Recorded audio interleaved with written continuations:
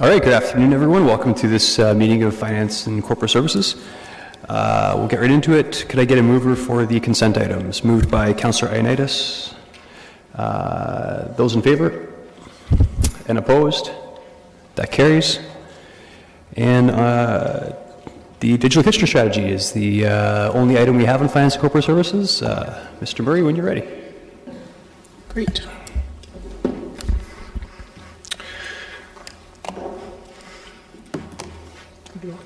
All right, good afternoon, Chair Davey and members of Council. 12 months ago, we presented you with a new vision for Kitchener, a vision to use technology as a means, not an end, to transform the services we provide and unlock potential within our community. And that vision was Digital Kitchener, a city that is more connected, more innovative, more on demand, and more inclusive, our response to the global smart city movement. Since then, we've been busy acting on the brave ideas that city staff and our community talk so passionately about. The response has been overwhelmingly positive. Media coverage, publications and conference presentations, and the recipient of a National Innovation Award. People are excited about Digital Kitchener. It's creating greater collaboration internally and generating excitement within the community.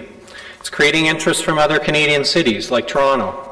And I certainly never would have imagined our news of our work would make it all the way to Paris, France. Kitchener made all this happen by doing what it said it would. It's who we are as a city, a part of the Kitchener story, and we want to keep that excitement and bold thinking going. Much like technology itself, the work of Digital Kitchener needs to be agile and act on emerging opportunities. It's why our approach to implementing Digital Kitchener has been built around pursuing a handful of promising opportunities each year. We leveraged the benefits of this approach last year, and we're certain this will work well with future work. Internally, we affectionately refer to this process as our BRAVE plan. The name for this plan was inspired by comments we heard from the community during the outreach for Digital Kitchener, urging us to be brave. We have adopted it to continually remind us of that. And our BRAVE plan for 2018 is the focus of our presentation this afternoon. Connected. Through Digital Kitchener, we believe that by connecting our infrastructure, Kitchener can become a more competitive, more productive, and more attractive place to live, work, and play. We believe that for Digital Kitchener, that this is where it starts. In 2017, our efforts to become more connected focused on two areas. First, we pursued an opportunity through the planned retrofit of our streetlights to create one of Canada's first citywide narrowband mesh networks exclusively for the Internet of Things. The result, a cutting-edge IoT network that is now complete, operational, and ready to support Kitchener's future IoT ambitions. Not to mention the successful completion of an additional smart city infrastructure project, Intelligent Streetlights. Second, we sought to better understand how the city could promote itself for new investment in fibre and wireless infrastructure. The result, using local intelligence generated through nearly 10,000 internet speed tests, we were able to help make the case for a $2.2 million regional investment in the Southwestern Integrated Fibre Technology Network, better known as SWIFT, to help improve fibre optic access in Kitchener. In 2018, we look forward to building on those investments. In particular, this year, we will be looking to work with our local stakeholders, including the Region of Waterloo, to make our city and region build ready in anticipation of the SWIFT network. This is an incredibly ambitious project, one that will benefit our region with improved fibre for many years to come. That should be all the motivation we need to signal that we're a build-ready partner, prepared to work together as a region to expedite processes and evaluate what assets we own that could be of use to the SWIFT build. At the same time, we want to be equally build ready for future wireless infrastructure projects. An emerging technology in this space is 5G cellular communications, and while this technology is still being developed, telecom sector continues to indicate that this will be an important part of the wireless service delivery in the future. While 5G is not an aspect of the SWIFT network, we as a city need to be ready to embrace this opportunity in the future. In 2018, we plan to investigate what Kitchener can do to make sure it's a prime target for future 5G deployments. Innovative. Through Digital Kitchener, we believe by inspiring a city of innovators, we can continue to drive change that has meaningful impact. We believe that our innovative nature is what makes Kitchener beyond ordinary. In 2017, we sought to adopt more of a startup culture to better challenge our status quo. First, we proposed establishing a presence at Communitech to tackle civic challenges. The result? The launch of the Digital Kitchener Innovation Lab, with an exclusive focus on piloting IoT solutions for city services. Second, we sought to embrace the emergence of disruptive procurement. The result, a refreshed purchasing policy that allows for innovative approaches to procurement within the guidelines of acceptable practice. And we are working with Canada's Open Data Exchange on a national civic challenge. In 2018, we look forward to building on these efforts to unlock even more potential in Kitchener. First, we will work with other municipalities in the region to submit a regional expression of interest for the National Smart Cities Challenge.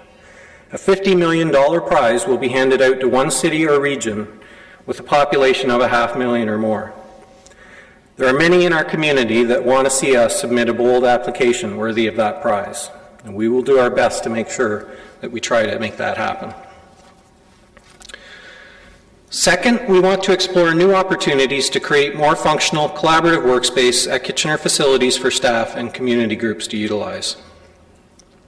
Third, the Digital Kitchener Innovation Lab will be undertaking its first year of Internet of Things pilot projects. Although the lab just opened, it's already connected us with close to 50 innovative companies very interested in what we are doing to leverage IoT.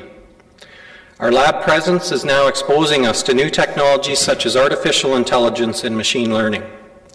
We will be well positioned to be leaders in the development and adoption of municipal IoT solutions. This year, we plan to test a variety of sensors, such as sound monitoring, smart parking devices, and metering systems to validate their operation in our climate and on our narrowband network. On demand. Through Digital Kitchener, we believe that by improving access to tools like open data and online services, Kitchener can leverage the on-demand experience to increase engagement and productivity. We believe that the power of information creates endless opportunities. In 2017, we started a multi-year effort to build foundations that would put more meaningful data into the hands of more people. The result? The city completed significant projects to boost our online presence. Working with our regional partners, we launched a new open data website with a consistent look and feel, as well as other municipalities within the Waterloo region. And we launched a new tax and utility e-billing service to our customers. In the short time this online service has been available, we've seen 18,816 subscribers join. In 2018, we see an opportunity for more work to be done. First, we see merit in working to support our customer service strategy team with the development of a new digital service model to help improve the design and delivery of city services that use technology. Second, we plan to pilot more cloud-based infrastructure products and deploy Windows 10 across the Kitchener Public Service to increase mobility, collaboration, and productivity of staff. Inclusive. Through Digital Kitchener, we believe by improving digital literacy and access, Kitchener can be a city where no citizen is left behind. We believe that digital inclusion can break down barriers. When we created Digital Kitchener, digital inclusion was one topic that caught many of us by surprise. While it continues to be more of an emerging topic, little leading practice continues to be found in the Canadian municipal context compared to other jurisdictions such as the US. Little data exists locally or nationally to measure its impact. Digital Kitchener spoke to the reality that we may need to create leading practices where none exist. We certainly did that in 2017, and in 2018 we see that digital inclusion may well be another one of those areas from a municipal perspective. In 2017, we talked to Council about exploring what a service level standard for computer and internet access might look like for Kitchener. We're confident this is an idea that can work, and our staff have been collaborating with the Community Services Department to conduct a review of city-owned public access computers and our public Wi-Fi network. We plan to conclude this work in the coming months and bring a report back to Council in 2018 as part of a comprehensive approach that will include many other policy tools to help mitigate the effects of digital exclusion in our community. And that's our BRAVE plan for 2018. Our plan to keep demonstrating that Digital Kitchener will make things different. Our plan to keep building a more connected, innovative, on-demand, and inclusive city. In closing, I thank our key partners over the last year, notably our corporate leadership team, corporate communications and marketing, community services, and economic development. And finally, thank you, Council, for your continued support. I encourage you to help us keep this great story alive by using the hashtag Digital Kitchener and bringing back ideas you hear about from your constituents. We look forward to continuing these discussions with you in 2018, and with that, we're happy to take any questions you may have. Thank you very much. There are two people in the queue at the moment with questions. Councillor Ioannidis. Thank you, Chair Davey, and thank you, Dan, for your update and your report. It's always exciting. My one question that I have is dealing with SWIFT, and in particular, what is that initiative going to do for us that's going to benefit Kitchener? Exactly. So through you, Chair Davey, the SWIFT network is a plan by the, I'm trying to remember the name, Southwestern Ontario, Western Ontario Infrastructure Wardens Caucus. It was initially developed to try and deal with the rural areas that were not receiving proper internet connectivity. The interest in this grew. It now includes almost, I'm going to say pretty much all of the communities from the Windsor-Essex area up as far as past Barrie. There's a large amount of people participating in this. The intent is that they'll be able to fund future growth of fiber optic internet services across this entire area. It is a very ambitious plan that will take decades to accomplish, but it's founded on some of the similar plans that CRTC has developed, although SWIFT is moving far faster than the CRTC will. It is intended to be a privately owned network in the end, but it will be accelerated by the investment in public money to get it started. Okay. So more or less, our investment in this is more like it's like the new highway of the future, and that's why we're investing in fiber. So the investment that was made by the region is to be a participant in SWIFT and to help fund the initial building of the SWIFT network. Really, I guess to sum it up, the best way I can is I see SWIFT as the easiest way to get fiber optic replacing copper infrastructure.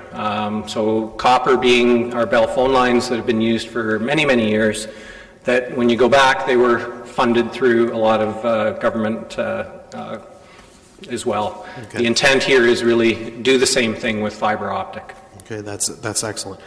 My second question is dealing with the Smart Cities Challenge, and basically, it's a $50 million pot that the federal government is implementing, correct? That's correct. Okay.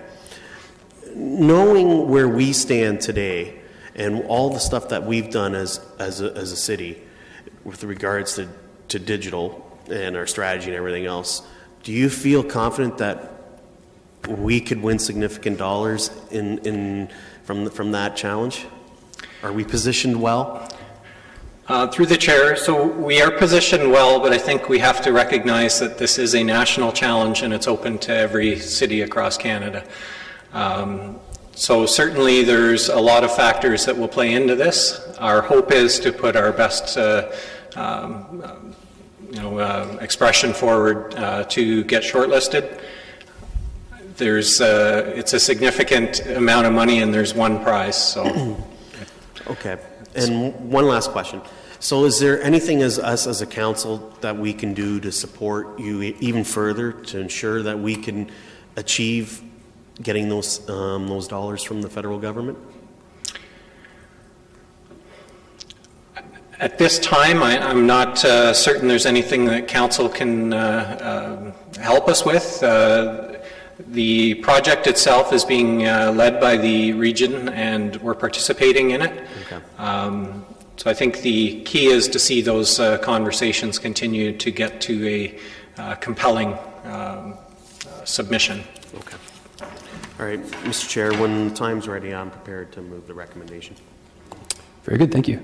Councillor Singh. Thank you, Mr. Chair, and Councillor Ioannidis really touched on some key points about hoping that we're successful in procuring the dollars that are available in funding from the federal government. And that's more of a comment, but regionally, I think we have been leading the Smart City initiative here locally, at least.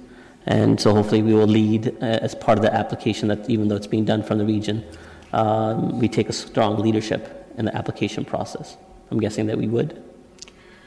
So Justin Watkins has been participating in the steering committee for this, and certainly we're taking as bold of an approach as we can, but recognizing that it is all of the municipal partners as well. Good, and bold is a good point, especially with everything that's outlined here. These are fairly bold initiatives that we're progressing forward into 2018. What enthuses me a little bit more focus on the 5G network. Do we see an avenue where we could perhaps lay out some of the infrastructure that we can monetize that asset, similar way that previous councils were able to do through Atria? Is that something that's being looked at as well? Through the chair, I think these are the things we can look at. There are different approaches from different vendors. Some are prepared to use third-party assets and some are not.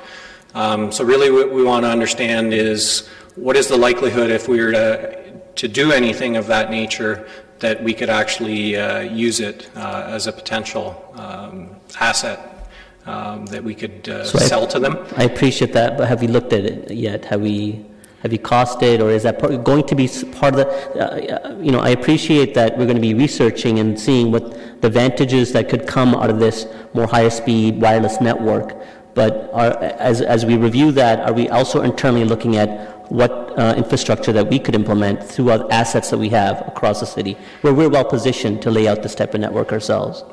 So it's certainly something we're looking at. I think the reality for Kitchener is our assets are not as beneficial as some of the other assets that our municipal partners would have. A good example would be the LRT corridor, which has conduit in it. That's not our asset, but certainly working with the region, we could potentially use that as an asset that could be considered for that type of approach. Does staff need direction to pursue that, or are they already through the works, and are the recommendation that you're seeking today that you would have direction to carry that? So we have started initial discussions. Obviously, there's I use the LRT as an example, and it's still being built, so there's things that can't be done there. But we are in discussions with folks at the region talking about that type of usage. That's excellent, because from the beginning, some of the things I think many of us around this horseshoe talked about when we talked about digital Kitchener, the digital strategy was, what type of, savings that the corporation could have, or monetizing of assets, and if this is an avenue, we should definitely explore it.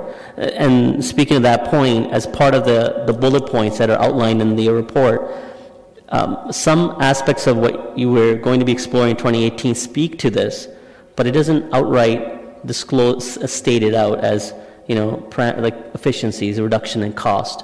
Would you say any one particular that would be we would be reviewing in 2018 that we would hope to see that could reduce operational costs for us, apart from just service improvement? I think, through the chair, I think the most promising one is the narrowband network, and there's a lot of work that we need to do in terms of understanding how that can be applied, but the opportunities are immense.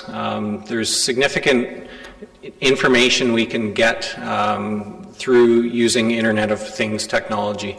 We have a network that we can leverage for that. I think that holds the largest promise. I'm not in a position where I can quantify that today by any means, but it is a huge area of growth and something that we can leverage for a lot of our operations. Okay.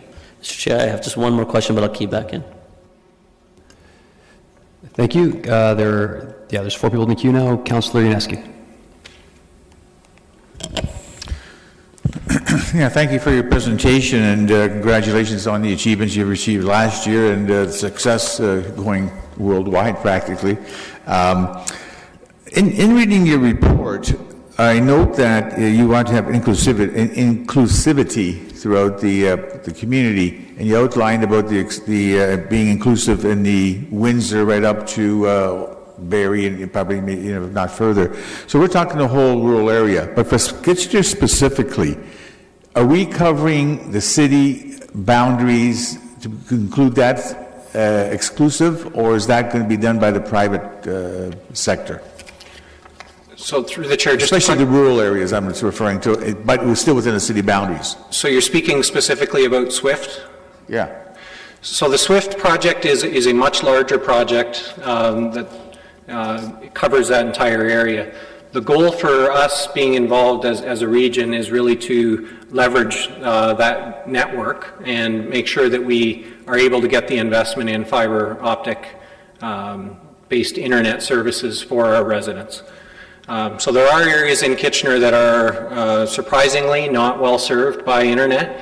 You would think that we would have pretty strong internet services in this area, and as we've found out through a lot of the research we've done, there are areas that have very poor connections, and especially once you leave the main city areas and get into our more rural edges, there are areas that simply cannot get a decent internet connection.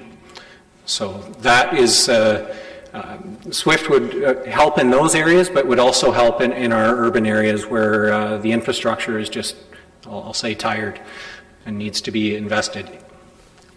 So those areas that are lacking in that service, you say pockets of it, how long do you think before that could all be addressed? Through the chair, this is not going to be a short project by any means. The hope is that SWIFT will start building this year, but I think our interest is in making sure that Kitchener and the region as a whole is seen as a good investment target for the SWIFT build. We like to think that we will be one of the ideas behind SWIFT is that there's a fee that gets tacked on and actually allows the further build out. Our area, because of our population, we have a very high uptake rate on that, and so it's potentially something we can market to SWIFT that would help them build out their network further, faster, if Kitchener residents are paying that $5 or $10 a month fee as well. So you want to have 100% coverage within Kitchener eventually with the system, but not everybody is into the tech field. I know I got a couple of neighbors, they don't even have computers and aren't even interested in it. I guess you just can't do anything with those people, I guess, in the meantime? They just rely on the old paper process. Through the chair, I think in using the example I had before of this replacing copper lines, it took decades to get phone lines out to all the folks who needed them many years ago. And I think as time goes on, people will see the benefit of having an internet connection, whether or not they're using it today. I think the reality is, as we move forward in newer generations, they're going to want that. It's considered a essential service. So it's going to take years to build it. We have to start now in order to get it to the point where it's going to be there when people are, well, they need it today, but I'd say we're behind the... I agree with you, I guess they'll eventually have to come on board if they want to. And I know the younger generation is moving forward on that. Final question, in terms of this competition, in terms of not putting a bid in or putting a presentation in, you said the municipality has to have at least 500,000 people. And we don't quite have that, or would this be like a regional submission then? Is that what you're looking at, or how? Through the chair, that's correct. So they'll only entertain one application among, we can't submit separately for Kitchener and have the region submit as a separate. So the approach has been to go together, which I think makes for a stronger case as well, given our geography here, and that it will be a regional submission on behalf of all the municipalities. Are we being the lead in terms of this group? City Kitchener, like you yourself and your group? So the region is leading it on behalf of all the municipalities, but we're involved in those discussions. Okay. Councillor Schneider? Thank you, Chair Davey. Dan and Justin, thanks so much for all you're doing here. It's really exciting. One of the opportunities is in the area of on-demand, and you're talking about the piloting of cloud technologies and Windows 10 across the public service to increase mobility, collaboration, and productivity.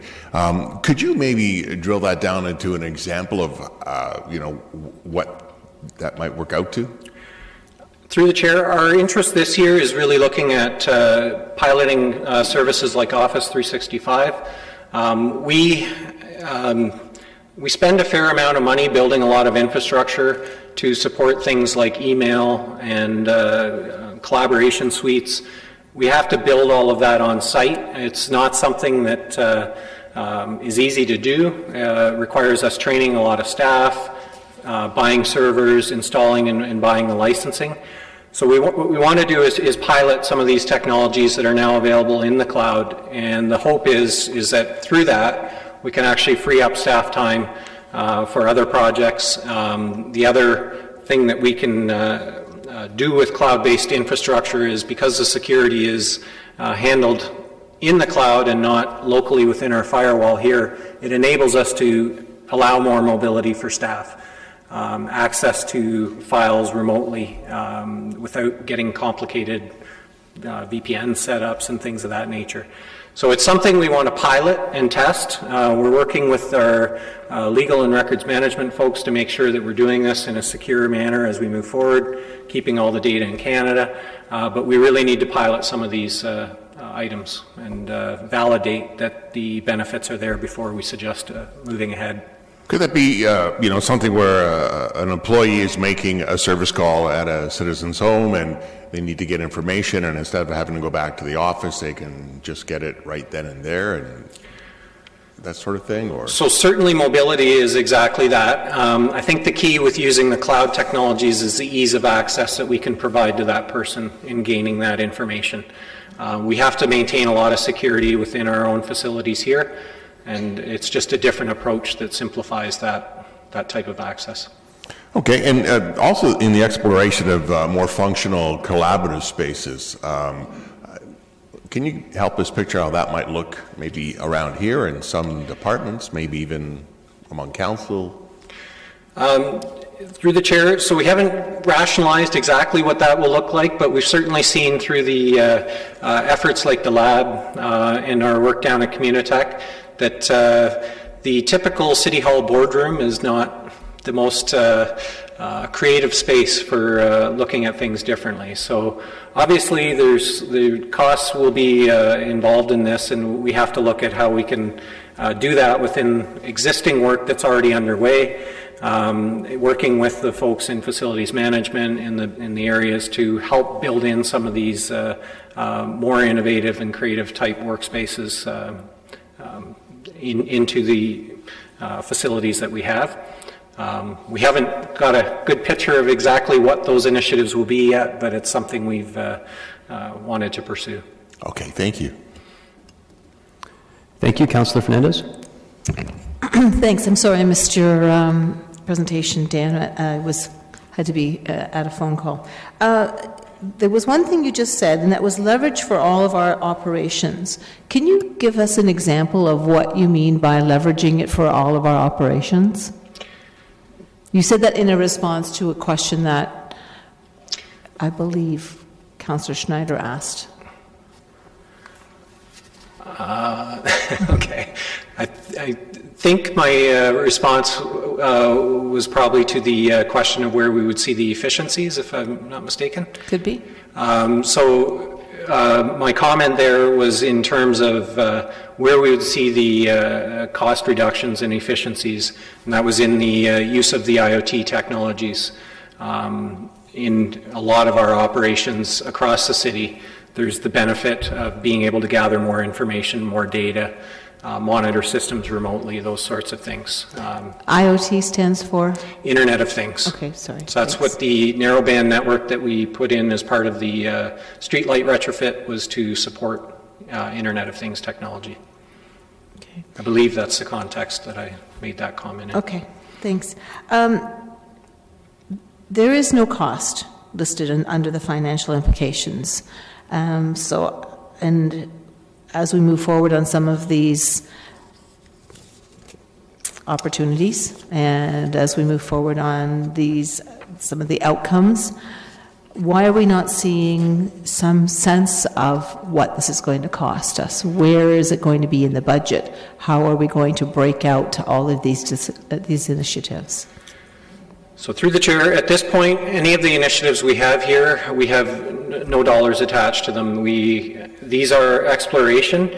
Where there's items that we will come back looking to whether there's funding required, that will come back to council as a separate item and be brought forward. If it's approved, it would then go forward as a budget request in future year. Our hope is really to get a sense that there's support for these initiatives. We will look for ways to work with our internal partners to build this into existing projects wherever possible. That's really the approach we're trying to take with this and limit the amount of cost. It's about being ready for those opportunities when they come up. If there's work happening and we can tag along and try and make it, introduce some of the Digital Kitchener thinking into the projects that are underway. That's the approach we'd love to take with these. Okay, and I can appreciate that some of this is exploration, but that still requires staff time to explore and to define and to find those opportunities that you just talked about. Is this like a daily exploration, or is it when communication comes in from another department that they say, I think there's an opportunity that this fits well with Digital Kitchener, that you jump on board with that? Can you lay that out a bit more? So through the chair, I think we're tackling this any way we can. So where there's something that we hear that there's a potential we can attach to and work with. I guess a good example is the SWIFT. We worked with the region, helped them understand. The region actually did the contribution to support SWIFT on behalf of the entire region. There's lots of different ways that we can move this work forward. Our hope is to try and achieve good outcomes for all the items we have on the BRAVE plan for 2018. We'll look for the most creative ways we can do to make that happen at the lowest cost possible to Kitchener. Okay, thank you. Thank you. Councillor Marsh. Thank you, Chair Davey. Thanks for your presentation. It's exciting to see some of these initiatives described. I noticed that the descriptions are rather general, and that's, I guess, to be expected when we're doing a lot of exploratory work, but I just want to have a sense of how will we know we were successful after the end of 2018? Do you have more specific goals and targets? Through the chair, I think at this point it's a little difficult to say exactly what this work is going to be, so it's not something we can define metrics on. I think our track record in 2017 has been very positive. We certainly want to keep the momentum going. Mm-hmm. This is, because they're high-level thinking at this point, it's not like there's a project plan that we've got behind each one of these at this point. With Council's direction, we'll begin working on these items. We'll have more clarity as we move forward. And in a lot of cases, we have to shift with the opportunities, but these being the focus areas that we want to achieve outcomes in. Okay, that sounds good. I'm not by any means trying to indicate that I don't have confidence in the team's ability to achieve. I'm just trying to indicate that, at least for myself, I think it would be good as the goalposts become more clear. Even if they're going to be moving as we go, it'll be really interesting and important for us to understand where we're at with these initiatives, rather than just receive then, in a year or more, a little update that's very general. I'm interested to see what we're doing in these areas specifically, once we know. Yep, and through the chair, certainly our intent is to bring back bodies of work. Most of them were fairly public in 2017, things like the lab. Yep. But as we move forward in inclusive, we've been working on a plan to support that as an example, and we're hoping in March or April to come back to council with a far more clear plan. Yeah, I noticed item. you target spring 2018 to have a comprehensive idea of where we're at with the inclusive stream. Okay. Yep, exactly. Great. Okay, thank you. And so the other question I had was around the fiber technology. So we're looking to have, do we have a map of, I saw we have a bit of a map, but do we know that where the areas in the core are weak in terms of having fiber speed internet? Through the chair, one of the key things that SWIFT was attempting to do as they began the project was understand the existing infrastructure that's already there. One of their core tenets is they don't want to rebuild separate network infrastructure along what's already there. So they have received a lot of that information. It's not information we have. We really have our data that we got through the CIRA speed test, and the knowledge we have, which is, I'd say, more incidental. But they do have that information, and they will be trying to leverage as much infrastructure that already exists rather than rebuilding it, working with all the partners who have submitted as part of the SWIFT project. Okay. Okay, thank you. Thank you. I just have a couple questions, as you might guess. First off, on the SWIFT initiative, there was a municipal contribution required. I'm assuming that was entirely paid by the regional government. That's correct. And do you recall how much that was? Because I was honestly expecting the region to come to the lower tier municipalities at some point and ask us to kick in, but obviously that didn't happen, which is good. So it was a $2.2 million contribution. Okay, very good. I like the body of work here. I'm really happy with it. But one of my questions and I guess concerns is if you can explain at this point, or maybe it's to be determined, your resources, your staffing complement. How many people do you have that are able to work on to look at this body of work exclusively? So that is definitely a challenge. Our goal again is really to look for opportunities where we can move this work forward using our existing staff. We've restructured in IT recently. I should call it Technology and Innovation and Services because that's what we've renamed it.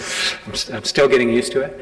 And one of the areas that we created was a digital transformation and strategy section, which Justin Watkins is actually leading.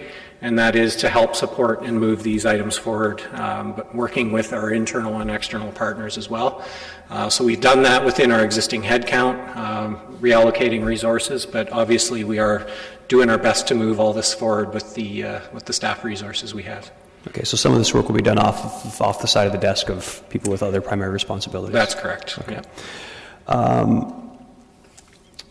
The transition to Windows 10, is that included in our current licensing agreement with Microsoft, or is there going to be additional costs associated with that?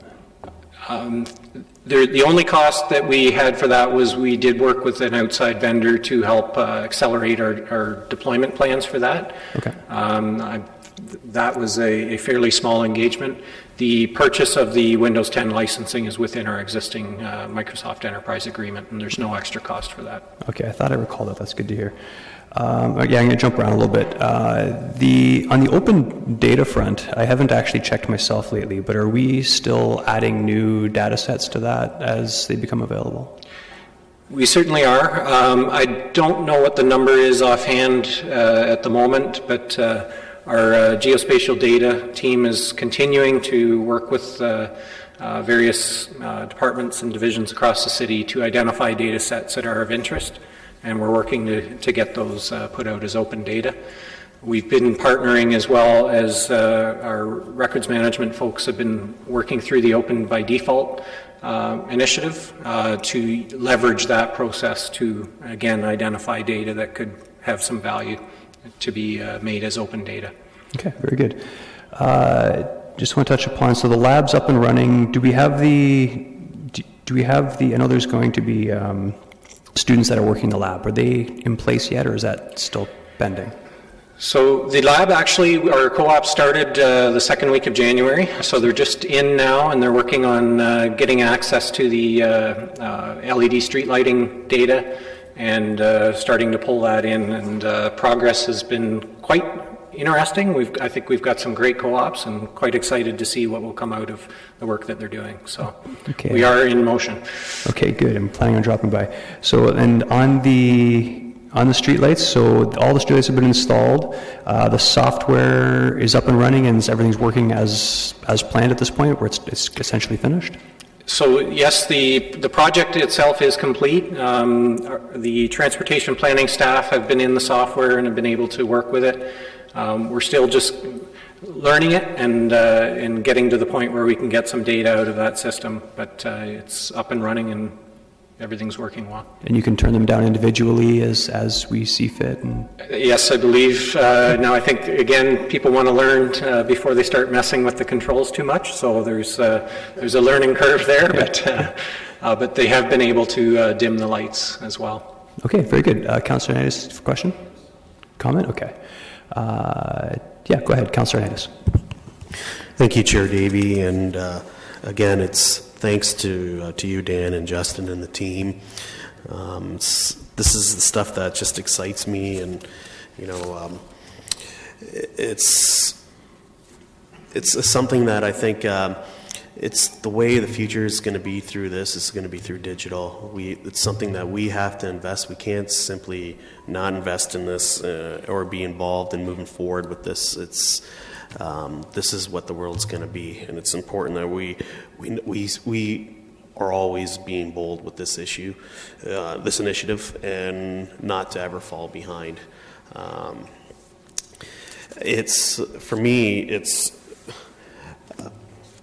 it's just one of those aspects that in the past, all communication was before it was face to face. Now it's not becoming face to face. It's becoming more digital, and to be on demand and to be in the cloud and everything else and have all the tools is necessary. So, in my opinion, I would wholeheartedly support it. Is any initiatives that we need to do in order to be the leaders of this in the country, and secure those dollars, what we can from the federal government with that Smart Cities Challenge, is something that I would be very favorable to. Thank you. Councillor Singh, you had a question, right? I do. Before, actually, I wanted to make a comment, but I had a brief question that I had keyed in before. Yep, would it be okay? Go ahead. All right, I can make my comment. I shared Councillor Davies' concern about resource. It's a bold vision, but obviously can't be done without the appropriate resources allocated to it as well. Have you considered more alignment with the Economic Development Department, especially with the Make It Kitchener strategy? And Kitchener has been innovating for generations from the beginning, and seeing if it could be some, usage out of the Economic Development Fund, out of that, of projects that could see some alignment with the current economic development strategy. Through the chair, so we haven't explored further funding. I think that's important. Obviously, we are receiving a lot of support from economic development in terms of the way the lab has been structured and the way we're funding that.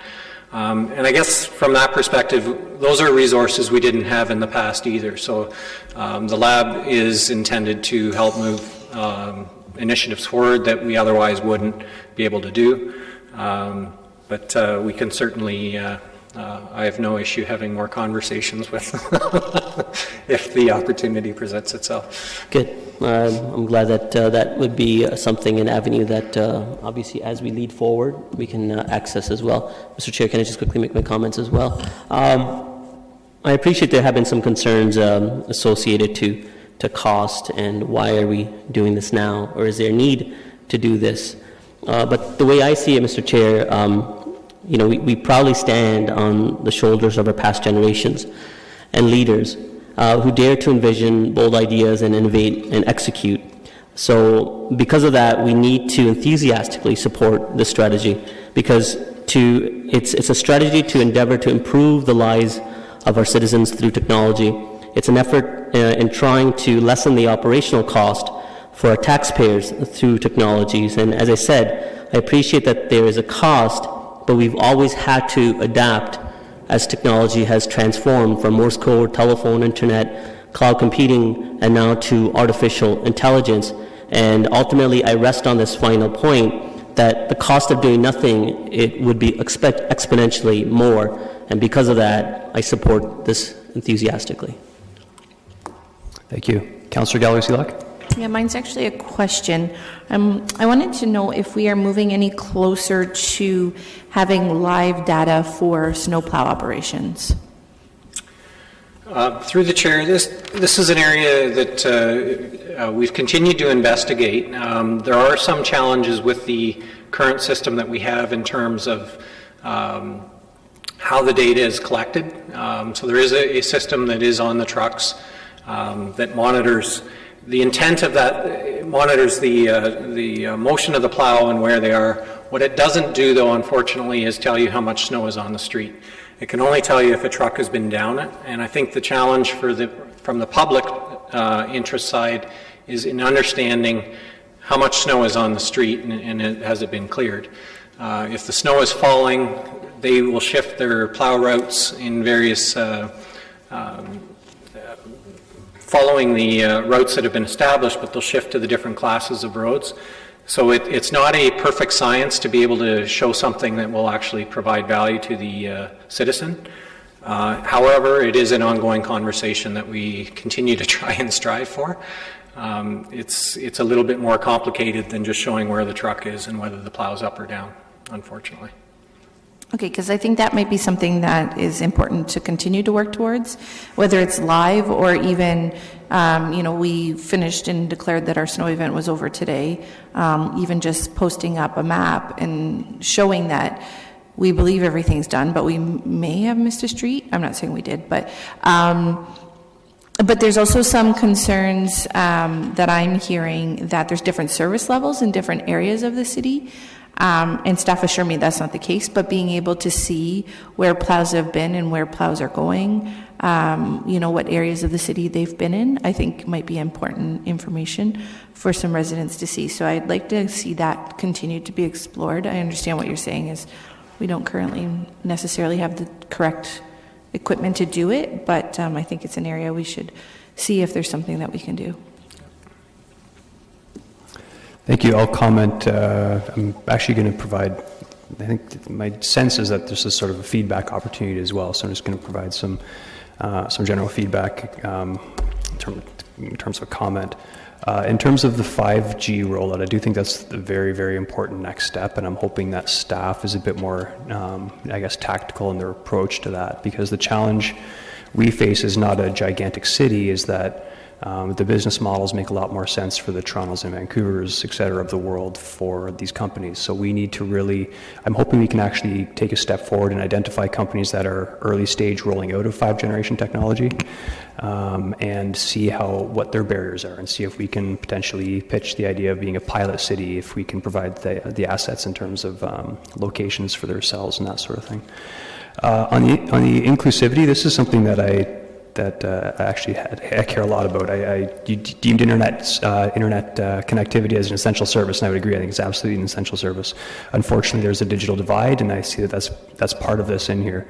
So in terms of the feedback on that, I'd really like to see there's a whole slew of companies in this region that I think they have 3-year cycles on computers, and a 3-year-old computer is really valuable to someone that doesn't have any internet access. So anything we can do to try and partner with some of our local companies to try and get their off-lease computers and set them up in some of our open spaces that we have in the city, I think would really help close that digital divide. Because I think, as we're all aware, any community center that we go to that has a public access terminal, they're always full, right? So it shows the need. Just wanted to finish off by saying I think we need to keep our eye on more of these emerging technologies, like your Google Homes and Alexas. So whether it's Google, Alexa, Cortana, I think it would really be useful if we can sort of start integrating answers to common city questions and queries through those sorts of emerging technologies as the prices come down. Last thing I want to touch on is just the overall. I'm really satisfied with this report. It makes me happy. I think this is the real path forward. Even though it seems like it's a small portion of what we do, I really see this as the path forward for municipalities to provide the highest level of service at the lowest possible cost going forward. So I think it's very, very important we leverage things like our LED streetlight network, maybe even to answer some of the questions like Councillor Galloway-Sealock in terms of our snowplow, because that would seem like one of the first avenues to look at those sorts of solutions. So I am concerned about the resourcing. I'm going to leave it with staff to work on that for now, but this is an area where I think that an investment in terms of resourcing in the near term can very well pay off in terms of cost savings in the long run. So I'll support this for now, and I look forward to seeing what you guys come back with. It's been moved by Councillor Ioannidis. I'm actually going to ask for a recorded vote myself, if we don't mind on this, because it's important to me. Recorded vote, please.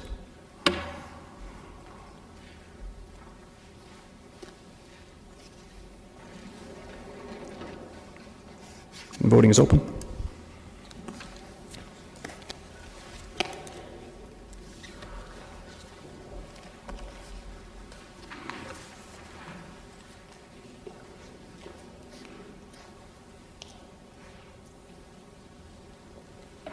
And that carries unanimously with those that are present. Okay, we are 8 minutes early, so we will get right into 3 minutes. Just give you guys some time to switch over the system, and we'll get right into community infrastructure services.